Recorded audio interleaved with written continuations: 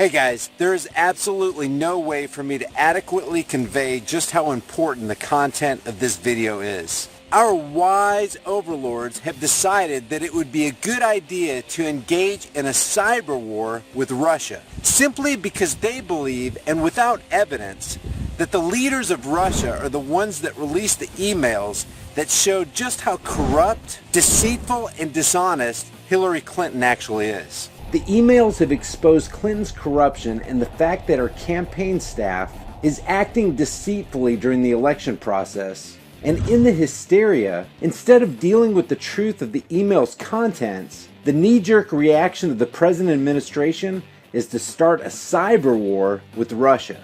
The reason for the hysteria is to draw the attention of the American people away from the content of what the hackers have actually revealed. And that content has everything to do with manipulating the public opinion of the American people. So because Clinton is trying so desperately not to get caught, she and her Obama administration pals are willing to start a cyber war with a powerful nation which could spark a full-fledged war. And make no mistake, what these madmen at the helm of Washington's District of Criminals are doing is provoking a war, which could quickly escalate into a world war. And all to protect the criminals who don't want to face the truth. Good evening. There will be no troop movements or a single shot fired, but NBC News has learned exclusively that the United States is poised for an unprecedented retaliatory assault against Russia in response to its interference in the U.S. election. Unprecedented retaliatory assault? Let me break down what this talking head just said. Without any evidence of wrongdoing on the part of the parasites of the Kremlin, our parasites here at home, who man the ship of American foreign policy, are launching a cyber attack on Russia simply because hackers revealed the truth about what's really going on in regard to the American election. It's like, oh no, they told the truth about us and now Americans know. So we need to provoke a war to get the spotlight off of us and off our puppet masters. Because here's the way I see it, guys. They may use this whole cyber attack thing to shut down the entire internet. I don't know. It is by the way of the internet that all these WikiLeaks are wreaking havoc on the establishment. And they just can't have that. So I'm thinking the internet is this technology that's gotten so big and has so many facets that they're not able to control it. It's only a matter of time before the people start getting the drift that there are unseen hands behind the facade who are calling the shots and using political puppets to implement their nefarious policies. Tonight, high-level U.S. intelligence sources are describing to us the tales of a CIA-led cyber retaliation against Russian computer systems. And it could get personal, targeting the Russian leadership from Vladimir Putin on down. Translation? Let's see how many eyes we can poke in our attempt to shift the blame away from our own corrupt deeds. Remember guys, they have zero evidence that Russia is involved in any of the WikiLeaks emails. Zero. And even if Russia did have something to do with it, since when has truth become our enemy? Retaliation of truth can only come from the enemies of truth. And the enemies of truth are no friends of ours. And that is how Americans should be looking at this whole thing. Who the U.S. accuses of sponsoring a series of hacks meant to undermine confidence in the American election. Confidence in the American election should not only be on shaky ground, it shouldn't even exist. And again, if it is truth that is undermining that confidence, then we should all say with individual and collective voices, so be it. Give us the truth no matter the source, and let the chips fall where they may. Let's put it this way. If Russia did sponsor these hackers, and if their motive was to undermine the American election, we should all be very grateful. NBC News has learned the CIA is in the initial phase of a wide-ranging cyber retaliation designed to be both clandestine and embarrassing. Sources with direct knowledge of the operation tell us the target, the Kremlin leadership, particularly Vladimir Putin. Now at this point, any thinking person would stop and ask for proof that it was the Russians who were the sponsors of such enlightening email revelations. Next, the intelligent response would be, why is the US so opposed to forced transparency? And why does this transparency even have to be forced? Shouldn't we be thanking whoever exposed this whole mess? Wasn't it Obama himself who promised a government that is open and transparent? I'll make our government open and transparent. so that anyone can ensure that our business is the people's business. No more secrecy. That's a commitment I make to you as president. No more secrecy. So then why is there a problem that people, whoever they may be, have come forward to ensure openness and transparency within the halls of American government? Why would the Obama administration want to stifle what Obama himself promised to deliver to the people? The way to make government responsible is to hold it accountable. And the way to make government accountable is make it transparent so that the American people can know exactly what decisions are being made, how they're being made, and whether their interests are being well served. But now when something presents itself that makes the American government accountable and transparent, the first reaction of the very man who promised transparency is retaliation? Remember when Bradley Manning came forward about the corruption he tried to expose in the military? He was thrown in the brig.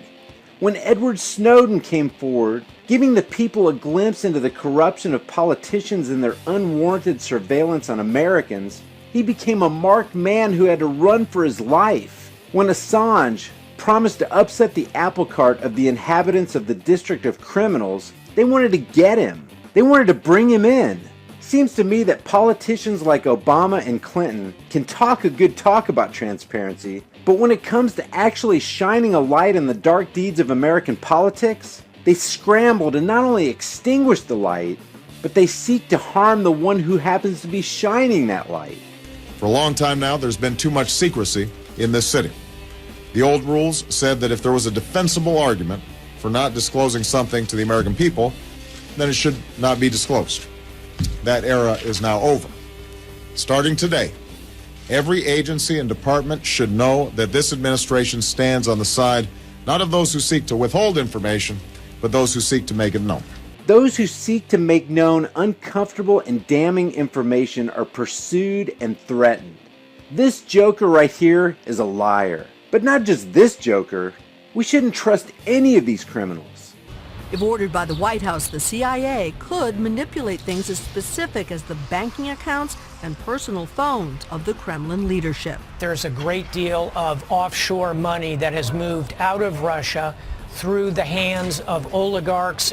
It would be extremely embarrassing if that were revealed, and doing so would be a way to have a proportional response to what we have seen. Proportional response to what? To emails that tell the truth and provide evidence of corruption in high places? And the reaction, instead of prosecuting the real transgressors, is to stamp out the truth and provoke a war. The covert operation, the sources tell NBC News, is being run by a super-secret group inside the CIA. Top-secret documents indicate they have a staff of hundreds and a budget in the hundreds of millions. The covert operation is designed to send Russia a signal to back off. A signal to back off? Again, there's no proof it's Russia providing the leaks. But if it was, what is it the CIA wants them to back off of? Telling the truth about American politics and their corrupt politicians? Wake up, people! Stifling truth is the hallmark of criminal elements who don't want their corruption exposed. How does it work? U.S. cyber operatives have long been active inside Russia itself, trying to unlock the cyber doors the Russians work hard to secure, feeding information back to CIA headquarters at Langley. Inside Langley, CIA super hackers use that information to direct drones and specialized low-flying satellites over Russia, and even submarines positioned off the Russian coasts. Oh yeah, that won't provoke a war. A former senior intelligence official tells NBC News he believes the U.S. response to the Russian hack should be overt for everybody to see, and that it should include a persuasion campaign designed to inform the Russian people about Putin. If you publicly accuse someone and don't follow it up with a response action, that may weaken the credible threat of your response capability. Sean Canuck was until this spring the senior U.S. intelligence official responsible for analyzing Russian cyber capabilities. You're seeing it play out between two longtime chess players in this field. We've seen it in past decades in the nuclear era, and now we're seeing it in the cyber era. Unless we stand up to this kind of cyber attack from Russia, we'll only see more and more of it in the future. Cyber attack? Telling the truth about someone especially telling the people that someone is trying hard to manipulate the American election for their own benefit and letting the world see it so they can make an informed decision is not an attack. Well, actually it is. It's an attack on corruption. And that kind of attack is exactly what we need to unseat the powers that be. Guys, these are very serious times and an incredibly serious situation. Please share this video with everyone you know so they can get informed and keep their eyes and ears open. If enough people awaken to what's really going on in our government, maybe we can band together and make some positive changes. Guys, thank you so much for watching my video. If you enjoyed it, give it a thumbs up and share it on Facebook, Twitter, and Instagram.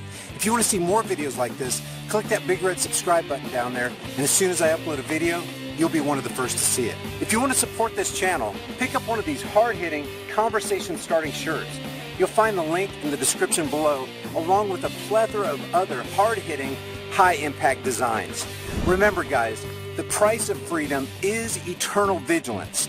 And indifference to this notion is the means by which the people will secure their own oppression. Let's stop securing our own oppression and let's start today. I'll see you guys in the next video.